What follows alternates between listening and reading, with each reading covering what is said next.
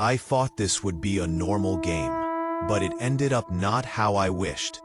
As me and Gary left my house to play a game of hide and seek, just to remind ourselves how it used to be, we decided to go out to the foothills because of how open it was. We thought it would be fine. It was a chilly fall evening, about 6 or so, when we left our house. My phone at 20%, I thought it would be fine, because we would only be gone for a little. The sky filled with clouds, looking like it could drop hundreds of gallons of water on us at any moment.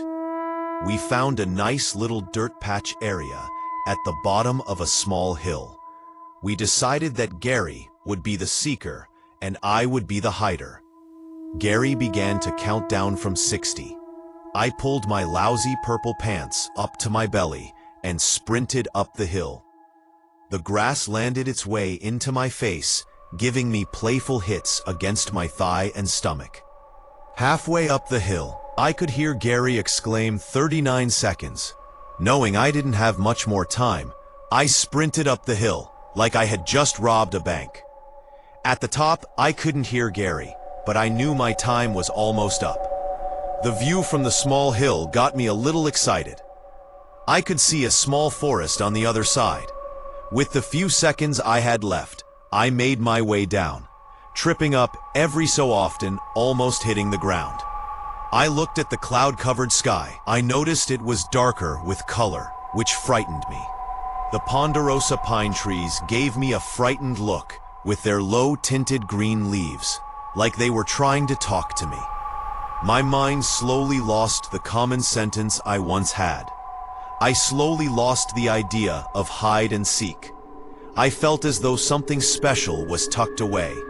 The long grass tapered off into the small forest in front of me.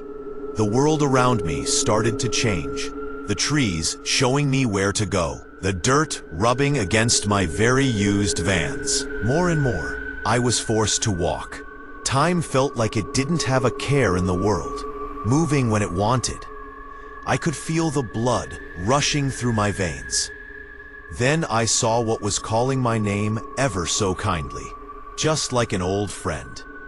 The trees parting away to show me something I didn't know if I was supposed to find. The small structure placed before me, begging me to come closer. The house didn't look like it had been touched for years. It had a small deck that led to a front door.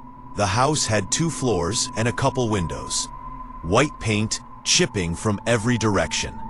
Dust lousy napping on everything I could see. Missing more shingles than I could count.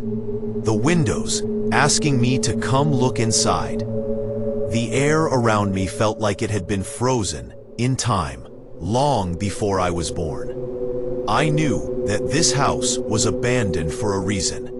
But this house was pushing me and pulling me as if I was a puppet. It forced me closer.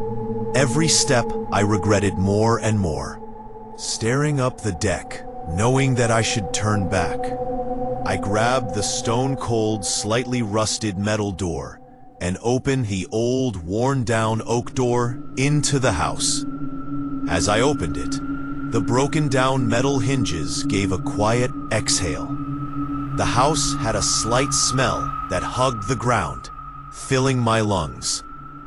It was like sniffing a dead body, rotting in the floorboards. As I took my first steps into the darkness of the unknown, I could hear the tinny voice saying, "You go in, you might not come out." The first step released a smell so intoxicating, I felt like puking. Then the next was worse. And the last step would land me inside the house, into the dark void.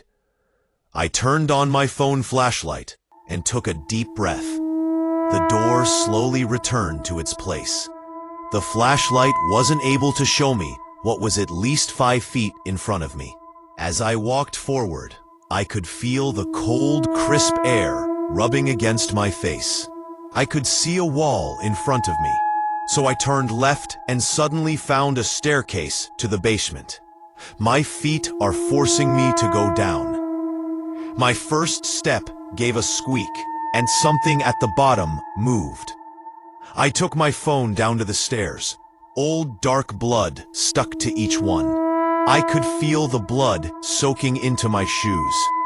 Halfway down, I heard a slight groan, and something grabbed my leg.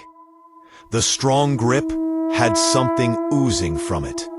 It pulled me down every stair, one at a time. A horrid smell filled the air.